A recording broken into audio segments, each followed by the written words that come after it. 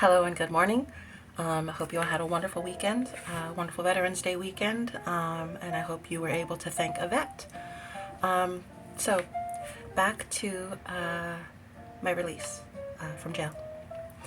So I was released early November. The day I got out, as I said, I ran straight to my mom's house. Was reunited with my daughter immediately. Waited around until my mom got home that day. And stuck around for a little bit. Like I said, it was a weird vibe. Um, it almost felt like maybe I was back from the dead type thing. Um, Almost felt like my family had no intention on ever seeing me again, um, which made me feel forgotten. Actually, um, my sister had driven me to my bail bondsman, which was near my home at the time, and I went there. I had to register right away. Let them know my address, give them all my info, copy of my ID, and blah blah. And afterwards she dropped me off. She took me home, and that was it. And it was like any other day. It seemed any other day. Um, Got to my house. Uh, I was alone. Um, it's the first time I was. It's the first time that I was alone without my children in my house. The first time that I've ever experienced anything like that was when me and my kid's dad separated, and they were doing visits. Now at the time it was just my two boys, um, but it was still a pretty sucky feeling to be alone and not doing my mom stuff, not making breakfast, not scolding them, not watching movies with them, not having dance parties, which is something we did almost every week. Um, so yeah, I was alone.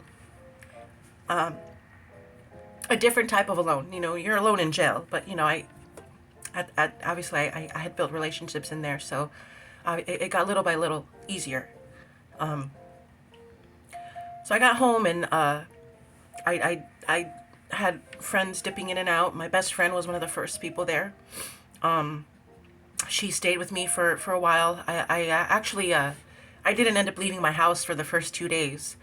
The first time I actually left my home was a Saturday morning, um, because I was terrified. I had no idea what to do. I had lived this life on the inside for several months now, and I had no idea like how to live outside. I didn't eat because I didn't have top ramen. Like there was so many things that I was like, dude, like how do I decompress? How do I reacclimate to everything going on around me? And a lot did change. I learned several couple days after being home. Um, so that first night, my best friend came over right away, and she one of the first things we did is catch up on our conspiracy theories. I was going through it in jail, not being able to talk to her about everything that I was learning while I was in there. Um, she showed me the footage of George Floyd, which was the first time I had actually seen it. We weren't allowed to watch the news in jail. We weren't allowed to watch much outside of like rerun movies and stuff. There was one night they let us watch The Purge. Like we were watching The Purge in jail. Like probably not the best idea, but it was fun nonetheless. Um, so yeah, I locked myself in my apartment for the first 2 days, and then when I finally got the balls to leave, the first thing I did was I headed straight to the beach. Um, I was shocked at what I saw. I was I'm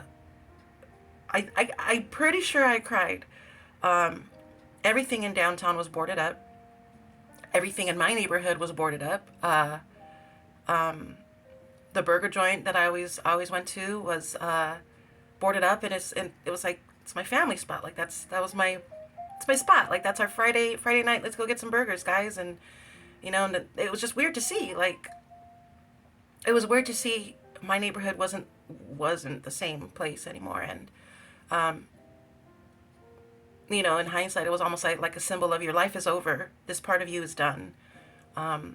Board it up and get the hell out. And eventually I did.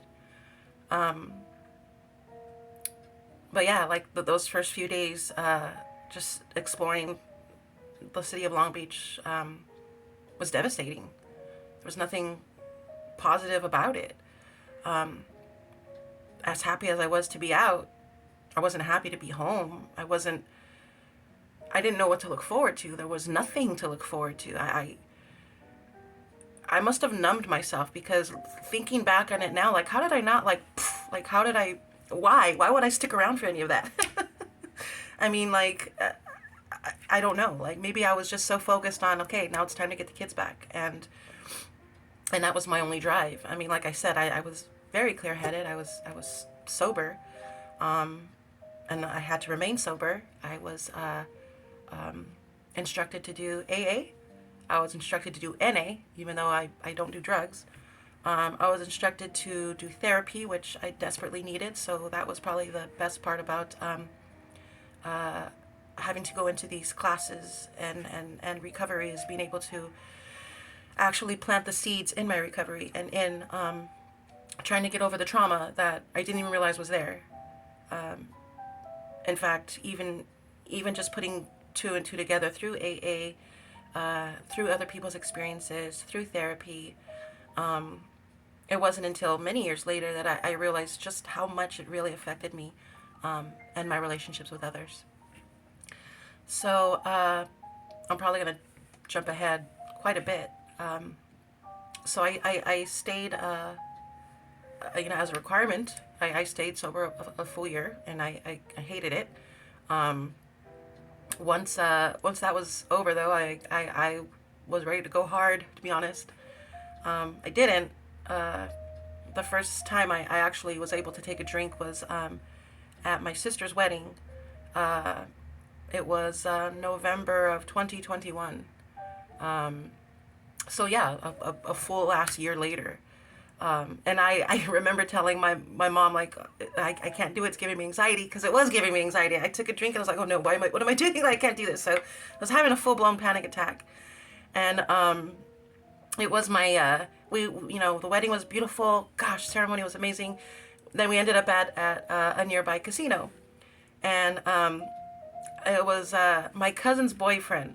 He was like, come on, let me buy you a beer. And I told him, I was honest. I mean, I didn't have to, what am I going to hide? I was home like, look, dude, I'm kind of having a panic attack. Like, I've been in recovery, I've been sober, but, like, I know I can do this. I just don't want to get drunk. He's like, no, you'll be okay. Like, I promise. And it was